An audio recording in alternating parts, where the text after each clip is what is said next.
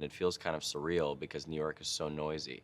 So if it's ever not noisy, if it's ever quiet, it feels very odd and kind of ominous. And I think that that's a great backdrop for what this story is about. There are moments that I think are going to be really terrifying and thrilling. You get to know these monsters and in a deeper way, not just in kind of the surface way. Whenever you do a new installment in a franchise, I think it's really important to reinvent it if you're a new filmmaker. And I think what Michael brings to this is a tenderness. And I think that the first two movies are deep in many ways, but I think this takes it even further in that direction. Well, I am Djimon Hounsou, and I play Henry, the man of the island. This is day one, explaining how these creatures came to Earth and um, the devastation that took place. Well, it's a completely different perspective, a different environment, a different setting, and this one is so much more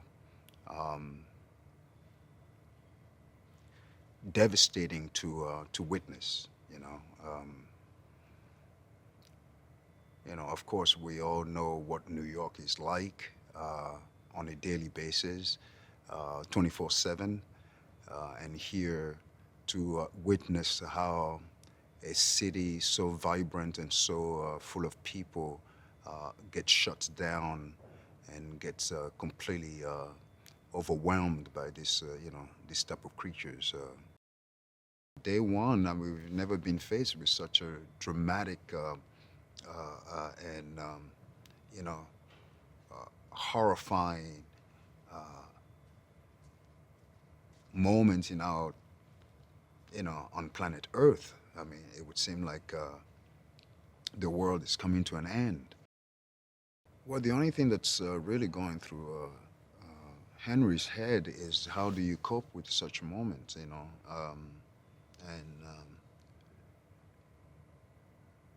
how do you protect your family?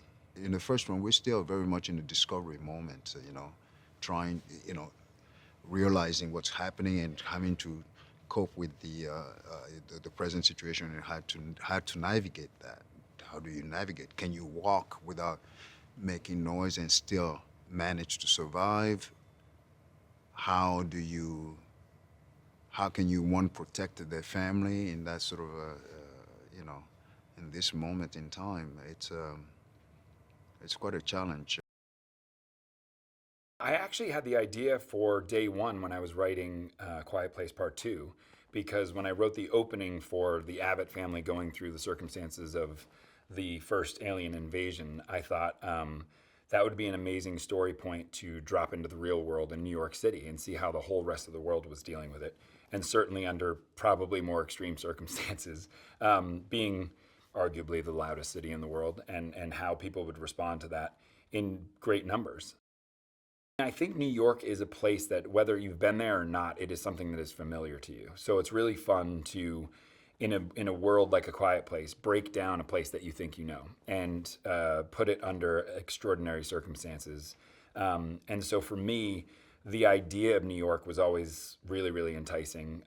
Not only how loud it is, I think it's arguably one of the loudest cities in the world, or at least as a New Yorker, we think we're the loudest city in the world. But also the bond that New Yorkers have, that there is a group mentality to being in New York. And would people assist and help each other, or would they completely leave each other in the dust and run for survival of their own? This idea that a city that we think we know so well, under extraordinary circumstances, so tragic and so horrific that you couldn't even process them. And I think that visceral response is very human, that you don't have a time to make a decision. It's fight or flight. And I think that processing moment is gone. And so you just become your most primal self. And what is that most primal self? Do you help the person next to you, or do you abandon the person next to you? Lupita is one of those actresses who's going to make any single role or any single movie better. Period, the end. And I think that it's because of her specificity. I think she's a very, very powerful actress, a very powerful presence. She's able to communicate such deep emotion in such a unique way, and it's just such a joy to watch. And what she did with this was not only incredibly difficult physically, but it was also incredibly difficult mentally, you know, to put yourself in that position, to be terrorized for what we did in Quiet Place 2 for about 12 minutes, she had to do for the entire movie. And she did it so brilliantly and so elegantly. We were so lucky to get Joe to do this movie because I think everyone's offering him every movie on the planet right now. And I just thought he's so technically sound and so talented. And then in this movie, yet again, it's that idea of it's very difficult to play the worst day of your life and not let it feel too big or too melodramatic. And the way to do that is to be extremely talented and be able to walk a razor's edge, which is, I believe, what he played so well, which is that fight or flight thing, which is there are moments where you can see the overwhelming nature of the day hit him, and then the specifics of the tiniest thing, which is this friendship with Lupita that is burgeoning right here in front of our eyes. He gets to play the specifics of how much that means to him. So all those colors and variations he played so well, and so that to me is the two of them are the heartbeat of the movie.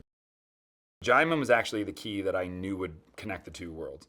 I knew that his story at the fire is where I came up with the idea for the prequel, that story that he told was so incredibly intense and so dark, and you found yourself just wanting to know what was that experience like, and it all happened behind his eyes. He was just telling a story to Killian, and I just thought, what if we actually experienced his story firsthand?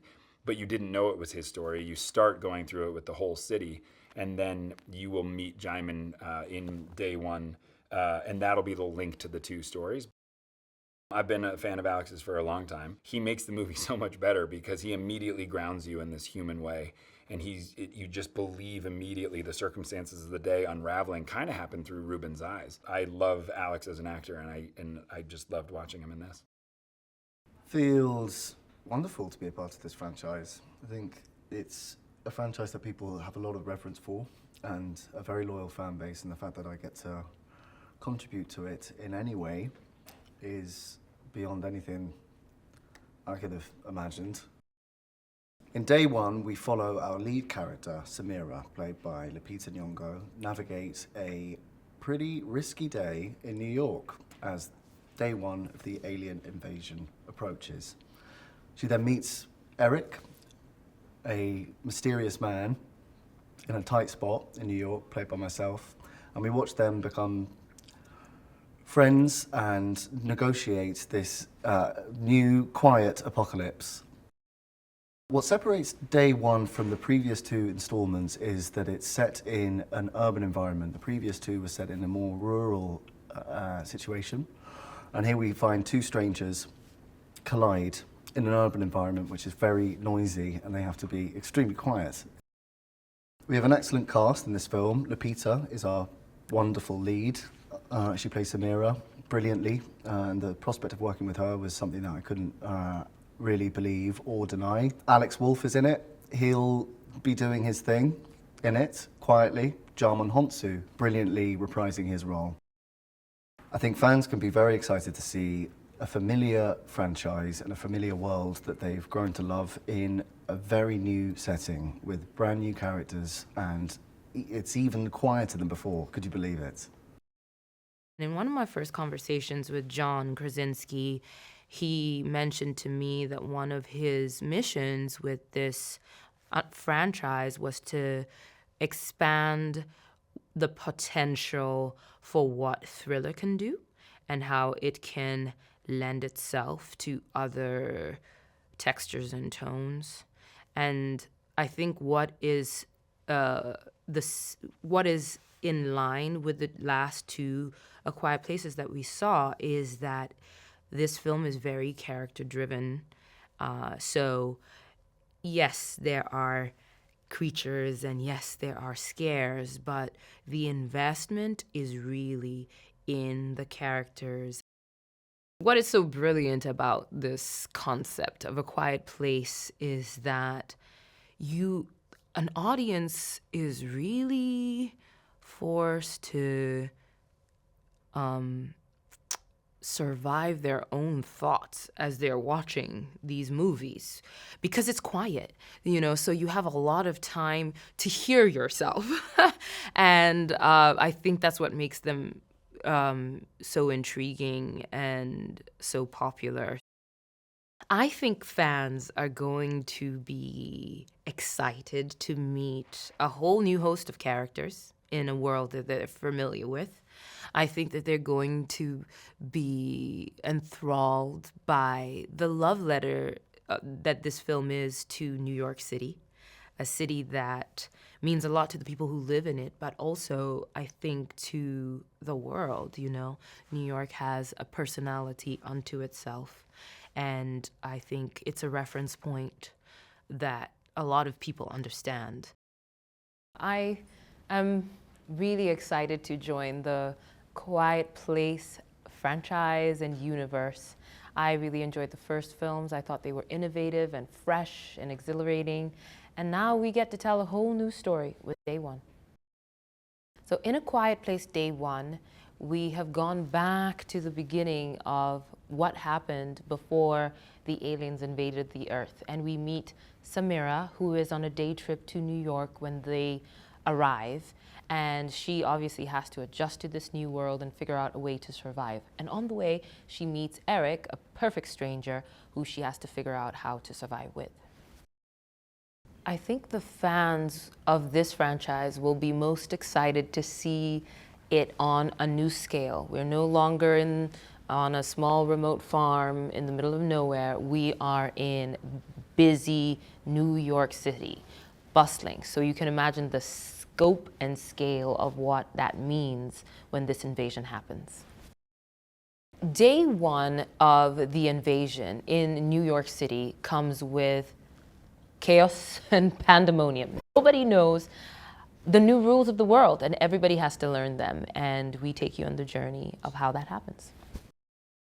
I'm Michael Sarnoski. I'm the writer-director of Quiet Place Day One.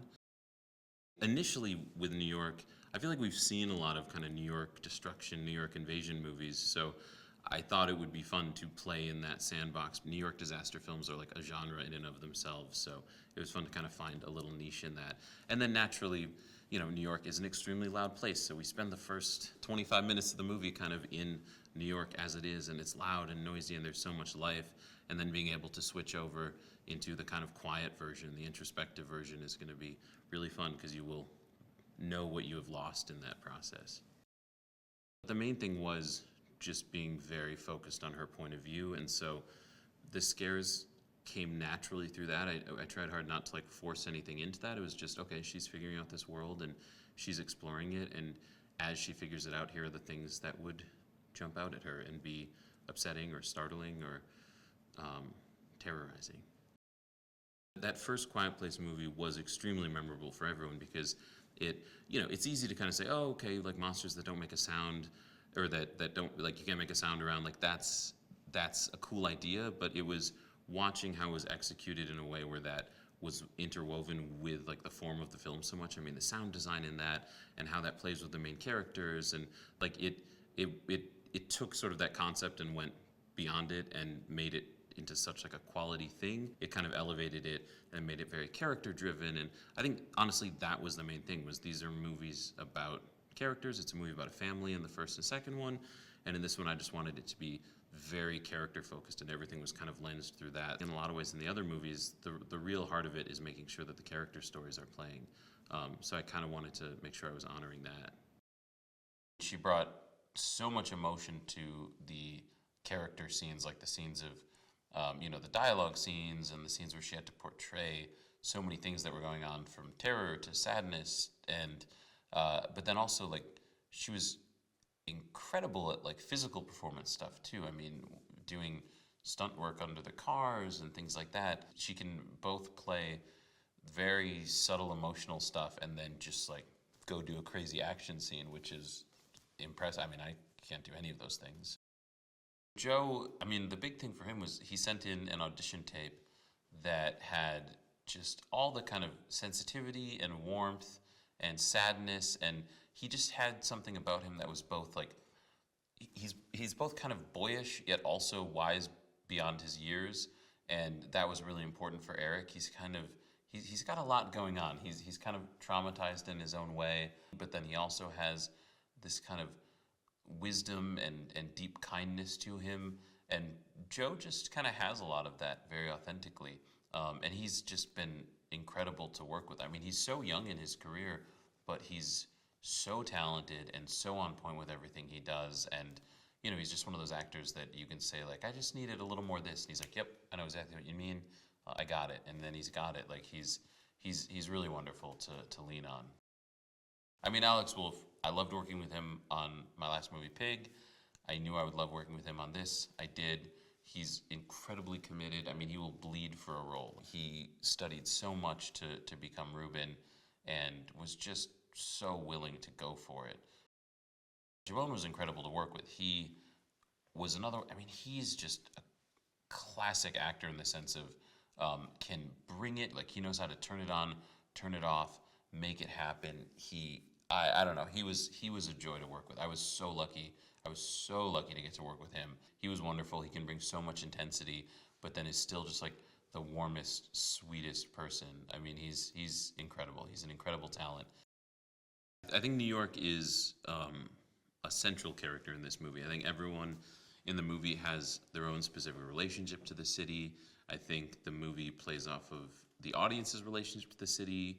I mean, even initially in thinking about this movie, it was about, okay, there are so many movies about New York, especially New York invasion and destruction movies.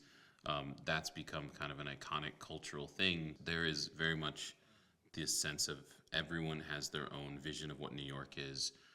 It's kind of relying on the fact that the audience has their own idea of what New York is, and then presenting this sort of specific version that is lensed through Sam's character.